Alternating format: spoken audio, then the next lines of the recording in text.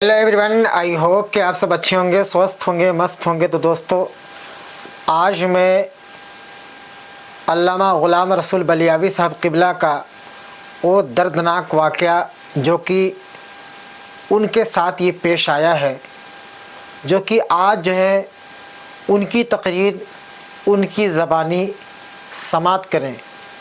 कसम खुदा की, अगर उनकी ये तकरीर आप 20 से 30 मिनट अगर सुनते हैं तो आपकी आंखें भीग जाएगी। क्या ही दर्दनाक वाक़या। मौलाना नजरुल हसन रात को 2:30 बजे मेरे मोबाइल पर आधा दर्जन मिस कॉल था। मिसबाई साहब, मैं फोन नहीं उठा सका था। जब स्टेज से उतरा, गाड़ी में बैठा हूं तो मैंने मोबाइल चेक किया तो लगातार मिस कॉल।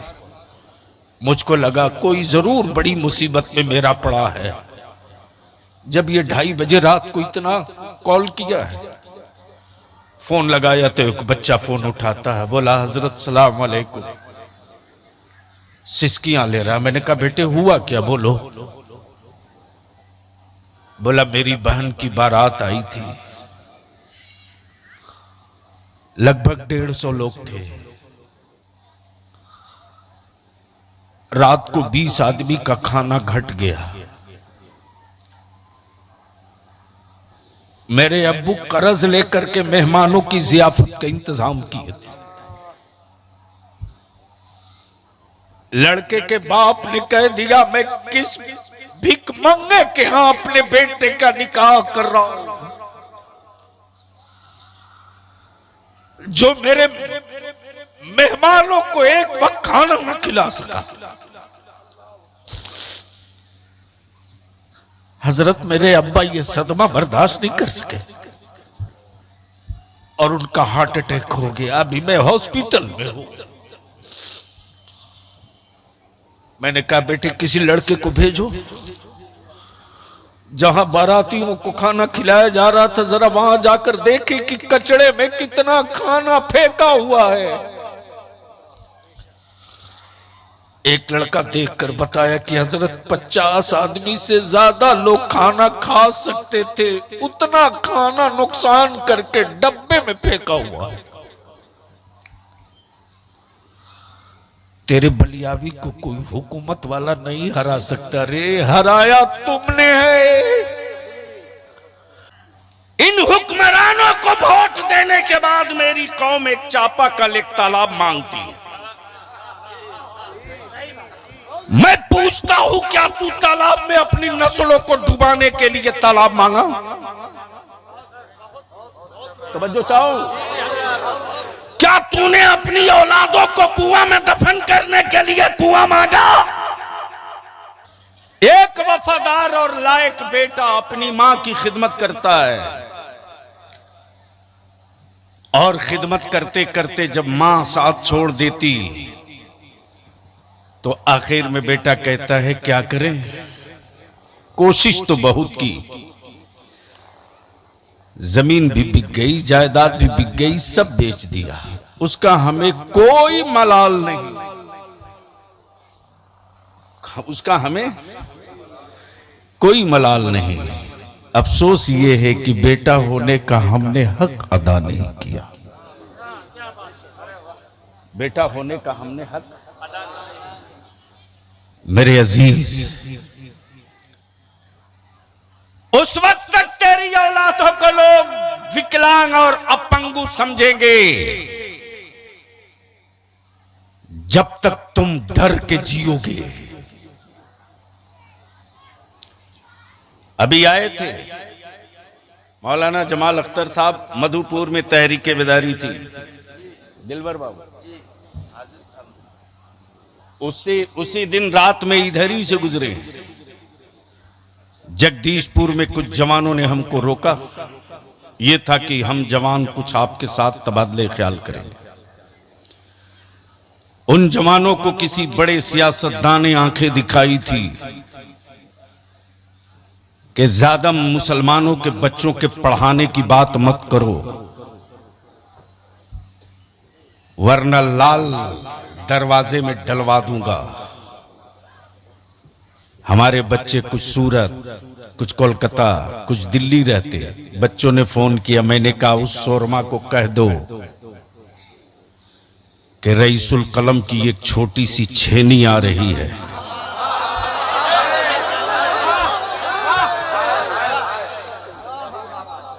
कह दो है हिम्मत तो आवे, हुकूमत उसकी है, बोलो आवे,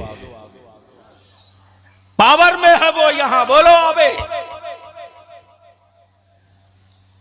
उसके आने की तो हिम्मत नहीं पड़ी, लेकिन पर्दे के पीछे से एक पीसीसी और चापानल का दलाल आवाज दे रहा।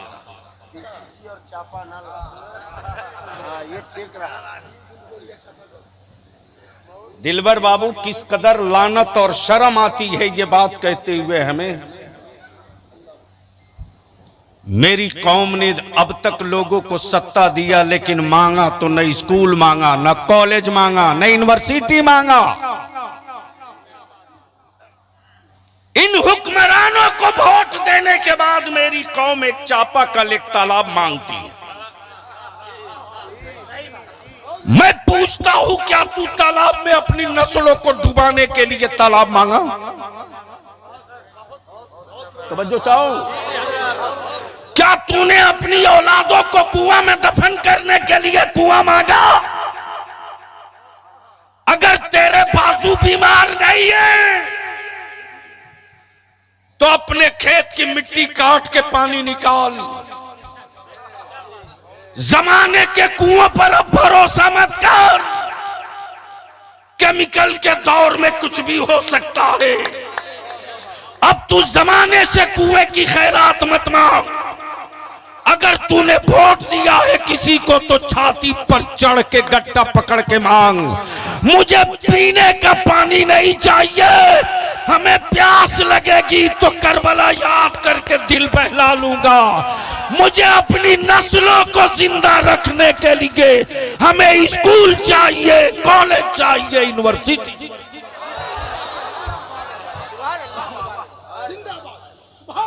ये बातें तुझको कौन बताएगा? तब मैंने मौलाना नजरुल हसन साहब से कहा कि मदारिस हमारे उलमा चला रहे हैं, चलाने दीजिए।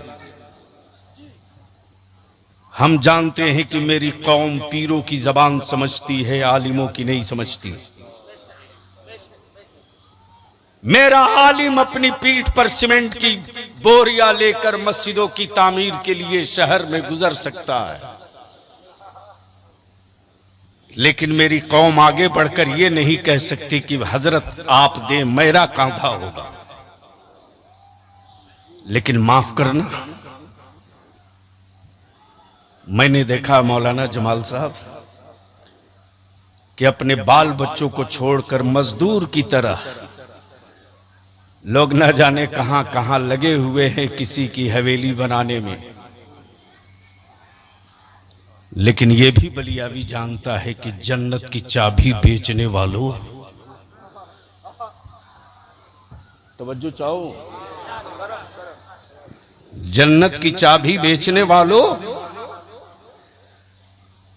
तुम्हारी अपनी खुद की कोई पक्की नहीं है, लेकिन बांटे जा रहे हो। मिसबाई साहब, मैं भी चाहता था एक जन्नत खरीद लूं, लेकिन सोचता हूं कोई बहलोल दाना मिले जब तो खरीदूंगा।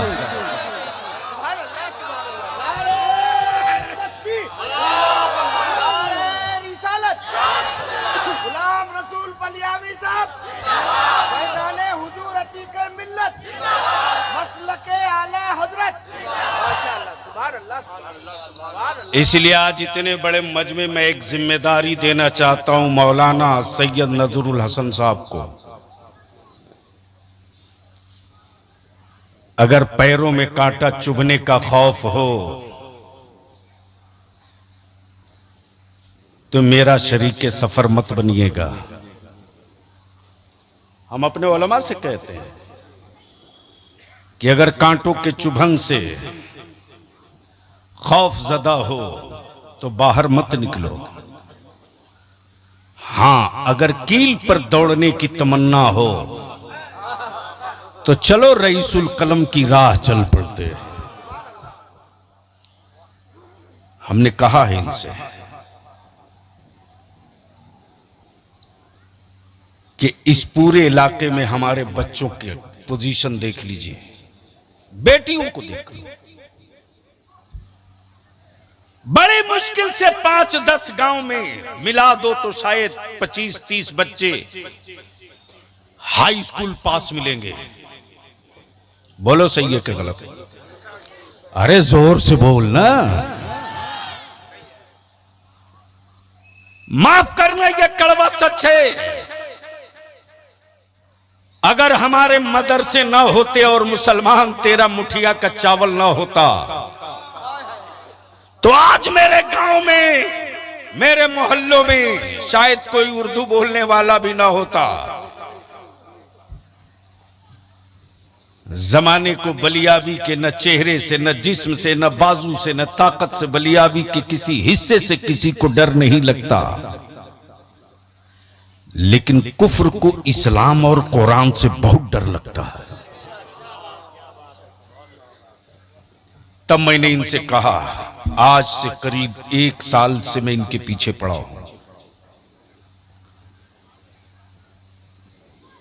पहले वाली गरीबी अब नहीं है रे।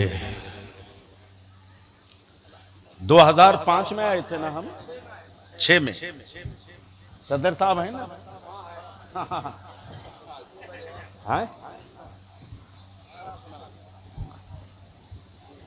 अब तस्लीम रजा के गांव का नाम ही हम भूल जाते हैं तो हम क्या करें।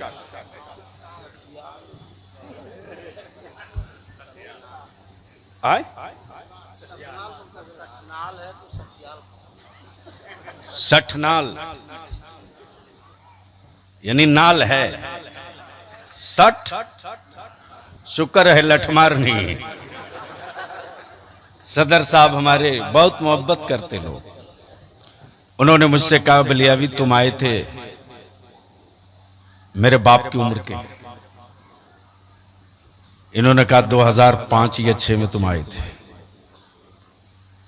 मुझे याद है उस वक्त जब मैं इसी रास्ते से जमुई के लिए निकला था तो मैं आंखें बंद करके नहीं चलता, देख रहा हूं हमारे बच्चे कटोरे में पौंता भात लेकर के खा रहे हैं। कई कई छत दिखाई देती थी, कई कई अच्छा मकान नजर आता था। किसी किसी के दरवाजे पर उस जमाने में या तो राजदूत मोटरसाइकिल या टीवीएस। आज गांव में जो दरवाजे 4 चक्का, ये नहीं, खेंदड़ा बिछौना जो था। लेकिन मैं तुझसे पूछता हूं, मेरी कौम के जवानों बुजुर्गों, बताओ अपने जमीर पर हाथ रखकर, जब अल्लाह ने मकानों की शक्ल बदल दी, सोने का बिस्तर बदल दिया, खाने की नेमतें बदल दी, तो क्या तेरी नस्लें नहीं बदलनी चाहिए? अरे जोर से बोलो, नहीं बदलनी चाहिए?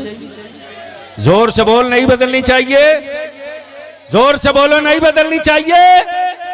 कैसे बदलोगे?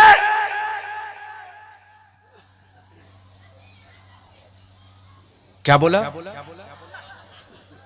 ताकत से। इसी किस्म का भेड़ा लोग बना के मेरी बच्चों को रखना चाहते।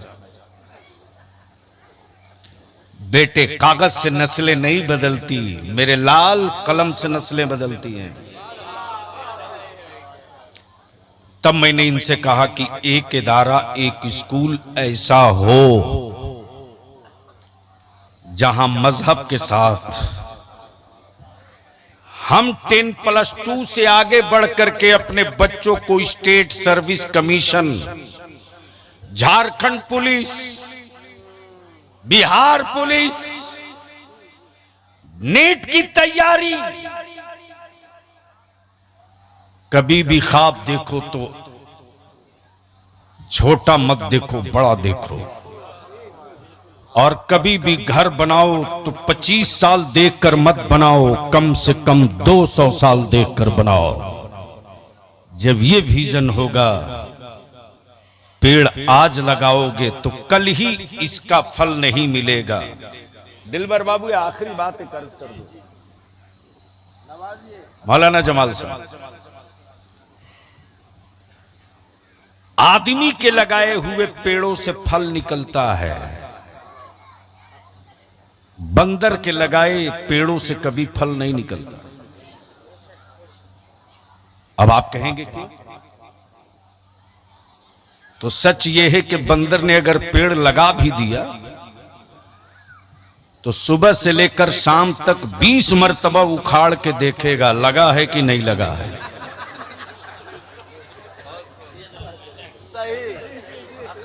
मेरी बात समझ में आ रही है तेरे को? अरे जोर से बोलो ना, आ रही है? 20 मरतबा उखाड़ के देखेगा लगा है कि नहीं लगेगा। यानी वो शाम तक उसको अधमरा जब तक नहीं करेगा उखाड़ के देखते रहेगा। इस किस्म के लोग हमारे मुआशरे में भी हैं। जब किसी मिशन की बुनियाद पड़ती है तो फल शाम तक नहीं आता है, तब तेरा बलियाबी हाथ जोड़ के कहता है अल्लाह के वास्ते रोक सकते हो तो रोक दो। दिलबर बाबू 15 दिन पहले बलियाबी 24 घंटे तक होश में नहीं रहा, रोते रहा। मौलाना नजरुल हसन रात को 2:30 बजे मेरे मोबाइल पर आधा दर्जन मिस कॉल था। मिस भाई साहब, मैं फोन नहीं उठा सका था। जब स्टेज से उतरा, गाड़ी में बैठा हूं तो मैंने मोबाइल चेक किया तो लगातार मिस कॉल। मुझको लगा कोई जरूर बड़ी मुसीबत में मेरा पड़ा है। जब ये 2:30 बजे रात को इतना कॉल किया है, फोन लगाया तो एक बच्चा फोन उठाता है, बोला हजरत सलाम अलैकुम। सिसकियां ले रहा। मैंने कहा बेटे हुआ क्या, बोलो। बोला मेरी बहन की बारात आई थी, लगभग 150 लोग थे। रात को 20 आदमी का खाना घट गया। मेरे अब्बू कर्ज लेकर के मेहमानों की जियाफत का इंतजाम किए थे। लड़के के बाप ने कह दिया मैं किस भिख मंगे के यहां अपने बेटे का निकाह कर रहा हूं, जो मेरे मेहमानों को एक वक्त खाना न खिला सका। हजरत मेरे अब्बा ये सदमा बर्दाश्त नहीं कर सके और उनका हार्ट अटैक हो गया। अभी मैं हॉस्पिटल में हूं। मैंने कहा बेटे किसी लड़के को भेजो, जहां बारातियों को खाना खिलाया जा रहा था जरा वहां जाकर देखे कि कचड़े में कितना खाना फेंका हुआ है। एक लड़का देखकर बताया कि हजरत 50 आदमी से ज्यादा लोग खाना खा सकते थे, उतना खाना नुकसान करके डब्बे में फेंका हुआ है। तेरे बलियाबी को कोई हुकूमत वाला नहीं हरा सकता रे, हराया तुमने है, तुमने हराया है मुझको। वरना रईसुल कलम की दुआओं की वो बरकतों की छतरी आज भी उसी आन बान के साथ खड़ी है। अगर तू मेरे इस मिशन के साथ खड़ा हो जा तो 5 साल के बाद किसी अब्दुल्ला के घर के चौखट से किसी ज़ैनब के इज्जत की मातम की अर्थी नहीं निकलेगी।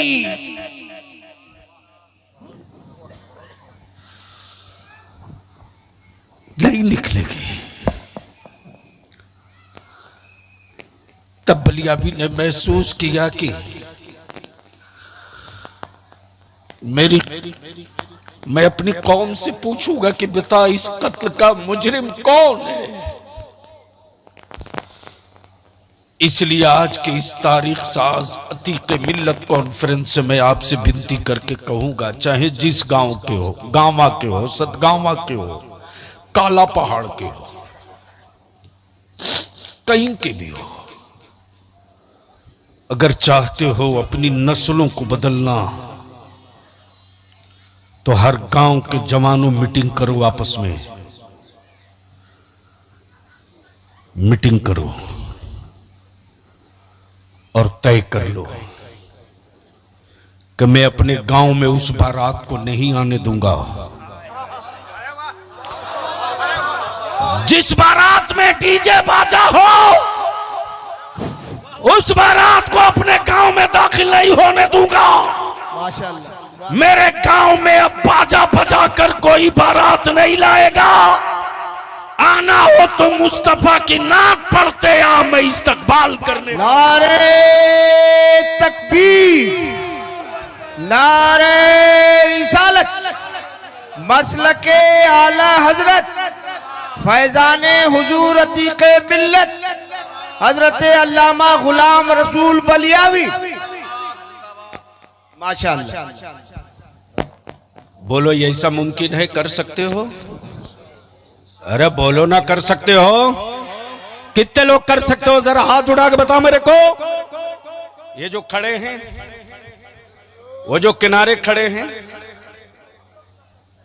जो पीछे खड़े हैं बैठे, अरे पूरा दोनों हाथ उठा मर्द की तरह उठा के रखो, उठा के रखो। क्या डीजे गाजा बाजा वाली बारात को अपने गांव में दाखिल होने दोगे कि रोकोगे? जोर से बोल के बता। दाखिल होने देगा कि रोकेगा? दाखिल होने दोगे कि रोकोगे? नीचे करो। बारात ले जाओ, लेकिन अल्लाह के वास्ते किसी बच्ची के बाप के मौत का सबब मत बनो। और खाना खाता है मेरा अजीज, तो उतने ही लेना जितना तू खा सके। तू किसकी इज्जत से खेल रहा है? आज तू किसी दूसरे गरीब की बेटी के बाप की आबरू से खेलेगा ना, तो याद रखना कल तेरी भी बेटी होगी और तेरी भी इज्जत से कोई खेलने वाला आएगा। तो मैंने तो अपनी जिम्मेदारी अदा कर दी। मैं चाहता हूं कि जो अगला हमारा तामीरी मिशन है, कितनी जमीन है हो गई अभी तक?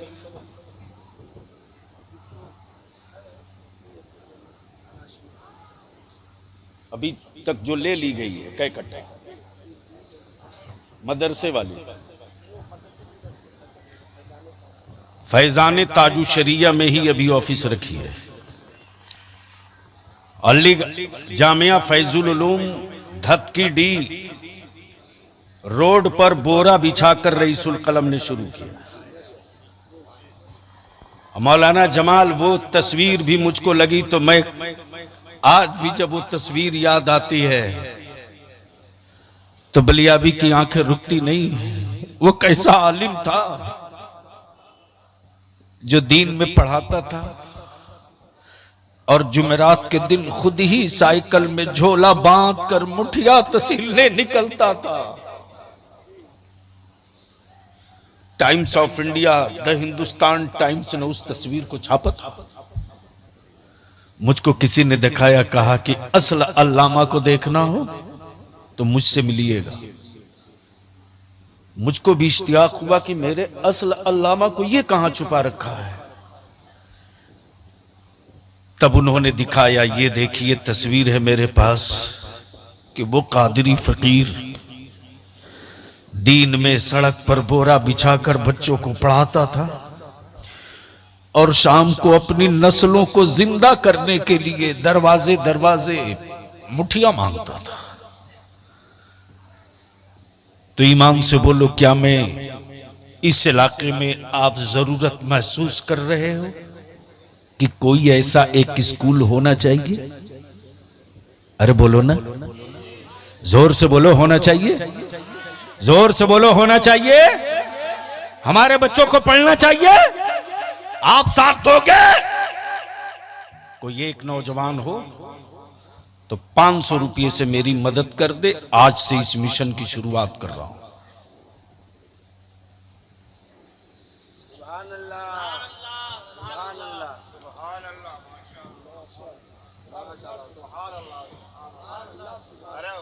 मैंने आवाज दिया है, आने दीजिए, रास्ता दे।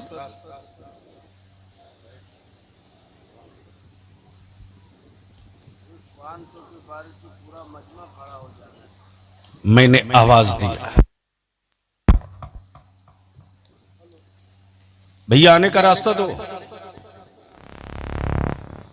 मैं जानता हूं कि मेरी कौम के पास चादरों के लिए पैसे हैं, नस्लों को जिंदा रखने के लिए पैसे नहीं है।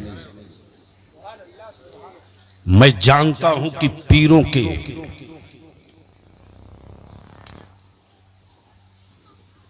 खिदमत के लिए पैसे हैं, अपनी नस्लों को इज्जत के साथ जिंदगी गुजारने के हौसले पैदा करने के लिए पैसे नहीं है। मैंने आवाज दिया है, सुभान माशाअल्लाह। ये एक नौजवान 100 रुपया लेकर आया है, 100 रुपया नहीं 10 लाख है। 1 मिनट के लिए अपनी जगह से उठो।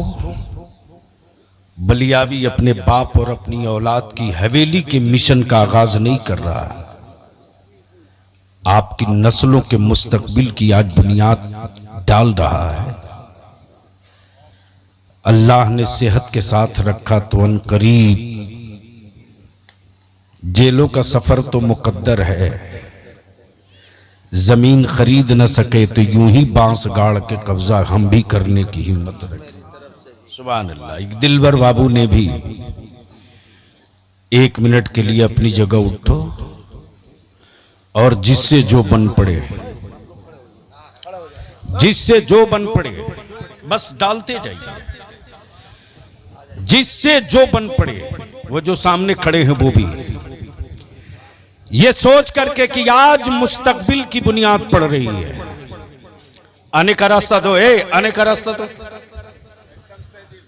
आने का रास्ता दो, एकदम आने का रास्ता दो। उठो मेरी नौजवानों, बता दो हुक्मरानों को हम वही कौम हैं जो अपना मजहब बचा लेते हैं खानदान लुटा करके, और अपनी नस्लें बचा लेते हैं अपने माल और अपने असबाब लुटा करके।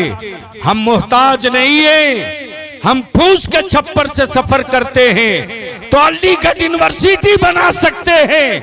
हम मोहल्ले के एक रूम से सफर शुरू करते हैं तो वक्त आता है तो जामिया मिल्लिया इस्लामिया भी बना लेते हैं। आगे बढ़ो, आने दो। देखो वो लड़के रास्ता रोक रहे। माशाल्लाह। मैंने आवाज दिया, 2 रुपया भी हो तो लेकर आगे बढ़ जाओ। और अगर पैसे नहीं हैं तो 5 कदम गिन कर आगे बढ़ो, जमीन को गवाह बनाकर। ए जमीन, आज मेरी नस्लों के मुस्तकबिल की तामीर की बुनियाद पड़ रही है। ए जमीन, जिनके पास पैसे थे वो पैसा देकर जा रहे हैं। मेरे पास पैसा तो नहीं था परवरदिगार, मैं देने वालों के पीछे पीछे जा रहा था। मेरे रब में देने वालों के पीछे पीछे जा रहा था। इसी जज्बे, इसी अकीदत के साथ आगे बढ़ो। 2 रुपया भी हो तो अपनी जेब में मत रखो। बहुत दिए हो दिलबर को, अल्हम्दुलिल्लाह। अब तो मेरा दिलबर वो है, सुभान अल्लाह, मेरा दिलबर वो है कि जब तहरीके बेदारी में लोग देते हैं तो मेरा दिलबर खम ठोक के कहते अब मुझे मत दो। देना हो तो अपने गांव के पेशिमाम को दे देना, मेरी तरफ से देना हो तो गांव के पेशिमाम को दे देना। अल्हम्दुलिल्लाह मेरे उलमा उतर गए हैं जिनको बहुत कम तनख्वाह आप देते हो। ये जब उतर गए हैं मैदान में तो याद रखना, तूफान को लोग रोक सकते हैं, ईमान वाले के मिशन को नहीं रोक सकते। अमा जब मुठिया के चावल से करोड़ों बच्चे भारत में रोज पाले जाते हैं, मुठिया के चावल से जब करोड़ों बच्चे रोज पाले जाते हैं तो याद रखना, हम थोड़ी सी अपनी उंगलियों की हरकत बढ़ा देंगे तो हम भी जमाने के मोहताज न रहेंगे। कोई जरूरी नहीं छत अल्बेस्टर डालकर अपनी नस्लों को पढ़ाने का इंतजाम करेंगे, अपने बच्चों को मुस्तकबिल और अपने बच्चों का भविष्य बदलेंगे, तो याद रखना वो बदलेगा तो सिर्फ कलम से बदलेगा। कौन देता है देने को मुंह चाहिए, कौन देता है देने को मुंह चाहिए, देने वाला है सच्चा हमारा नबी, सबसे आला वो औला हमारा नबी, सबसे बाला वो आला हमारा नबी, और चमक वाले उजलों में चमका किए, अंधे शीशों में चमका हमारा नबी। अब खड़े हो गए हो तो एक बार सारे लोग सदा दे दो, लब्बैक या रसूल अल्लाह, बोलो जोर से लब्बैक या रसूल अल्लाह। अब मैं तुमसे पूछूं मुसलमान, बता मेरे नबी की इज्जत और नामूस के लिए कानून बनना चाहिए कि नहीं बनना चाहिए? हाथ उठाकर जवाब दो, हाथ उठाकर जवाब दो, हाथ उठाकर जवाब दो। मेरे नबी के नामूस के लिए कानून बनना चाहिए कि नहीं बनना चाहिए? मॉब लिंचिंग बंद होना चाहिए कि नहीं होना चाहिए? सेफ्टी एक्ट मुसलमानों के लिए बनना चाहिए कि नहीं बनना चाहिए? जहेज रुकना चाहिए कि नहीं रुकना चाहिए? साथ दोगे कि छोड़कर भागोगे? अगर नबी के नामूस के लिए जेल जाना पड़ेगा तो चलोगे क्या? चलोगे क्या? चलोगे क्या? अगर हुकूमत नहीं सुनेगी तो ठिकाने लगाओगे क्या? नहीं सुनेगी तो सुनाओगे क्या? याद रख लो हुक्मरानों, चाहे जहां के हो, हम अपनी जान की कुर्बानी देकर अपनी जान से समझौता कर सकते हैं, नबी की इज्जत से कभी समझौता नहीं होने देंगे। बैठ जाइए। अस्सलामु अलैकुम व रहमतुल्लाह।